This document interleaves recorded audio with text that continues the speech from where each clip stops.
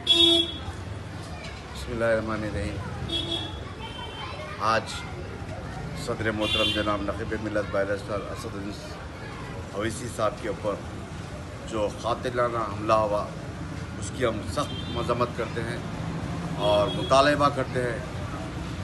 हिंदुस्तान की गवर्नमेंट के और ख़ास तौर से उत्तर प्रदेश की गवर्नमेंट के ऊपर जो क़ातिलाना हमला हुआ इसके ताल्लुक़ से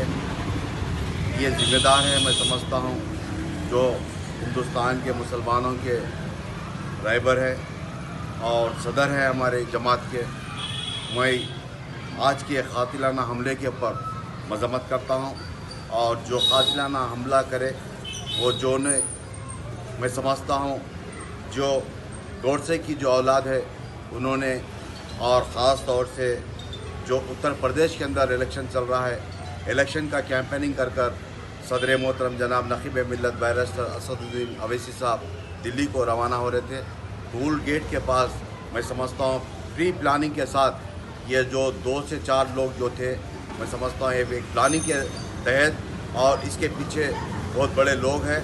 और मैं ये भी कहता हूँ कि आज के हालात के अंदर जो उत्तर प्रदेश के अंदर सदर मोहतरम पहुँचते हैं, हज़ारों नहीं लाखों की तादाद के अंदर पैदल दौरा हो या उनके जलसों को अटेंड करते हैं।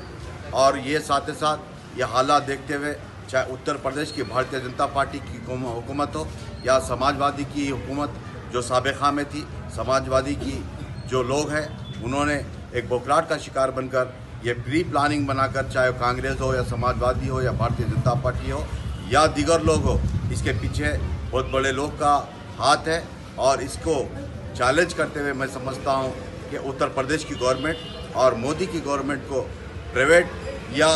सुप्रीम कोर्ट के जज के तहत इसकी इंक्वायरी कराने की ज़रूरत है। और साथ ही साथ जो इलेक्शन चल रहा है, इलेक्शन के दरमियान में chief election commissioner of India की जिम्मेदारी बनती है जो सदर मोहतरम और साथ ही साथ 4 वक्त के मेंबर ऑफ पार्लियामेंट है, हिंदुस्तान के मुसलमानों के रहबर है। मैं इनकी जो आज सदर मोहतरम के ऊपर जो क़ातिलाना हमला हुआ उसकी सख्त मज़म्मत करता हूँ और साथ ही साथ उत्तर प्रदेश की गवर्नमेंट को भी बताता हूँ कि साथ ही साथ